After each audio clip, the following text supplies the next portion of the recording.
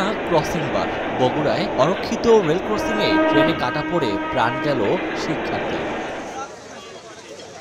রোববার দুপুরে মাঠে খেলাধুলা শেষে ছাত্রাবাসে ফিরছিলেন সরকারি আজিজুল হক কলেজের হিসাব বিজ্ঞান বিভাগের তৃতীয় বর্ষের শিক্ষার্থী মোস্তাকিম ও তার বন্ধু। ওয়াবদা গেট এলাকায় অরক্ষিত রেল ক্রসিং পার হচ্ছিলেন তারা। এ সময় হঠাৎ চলে আসে ট্রেন। পেছনে বসে থাকা বন্ধু নামতে পারলেও কাটা পড়েন মোস্তাকিম। রেল লাইনের পর যে গাড়িতে উঠেছে তখন মানে গাড়িটা বন্ধ হয়ে গেছে, মানে ও ভয়তে আতঙ্ক হয়ে গেছে, গাড়িটা বন্ধ হয়ে গেছে। সোহেল ভাই পিছন থেকে লাফ দিছে, কিন্তু ও গাড়ি বাঁচানোর জন্য ট্রাই করছে কিন্তু পারে নাই। ওই সময় ট্রেন এসে একদম ওনার হাতে কিছু সময় ছিল, 2-4-5 সেকেন্ড উনি সময় পাইছে। উনি সামনে না আসে উনি পিছন দিকে চেষ্টা করতেছে গাড়িটাকে নিয়ে যাওয়ার জন্য।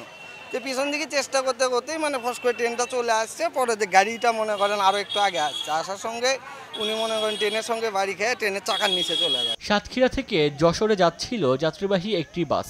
মনিরামপুর ডিগ্রি কলেজের সামনে পৌঁছালে একটি ভ্যানকে পেছন থেকে ধাক্কা দেয়।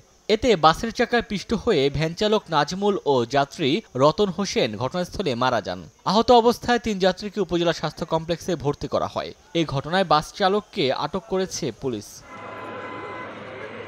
এদিকে ঢাকা থেকে খুলনার দিকে যাচ্ছিল স্টার পরিবহনের একটি যাত্রীবাহী বাস। ঢাকা-ভাঙ্গা এক্সপ্রেস ওয়ের মাদারীপুরের শিবচরের পাঁচচর গোলচত্বর এলাকায় ইতালি এক্সপ্রেসের অপর একটি বাসের পেছনে সজোরে ধাক্কা দেয়। এতে আহত হন স্টার পরিবহনের চালকসহ 8 জন। ওমর ফারুক, সময় সংবাদ।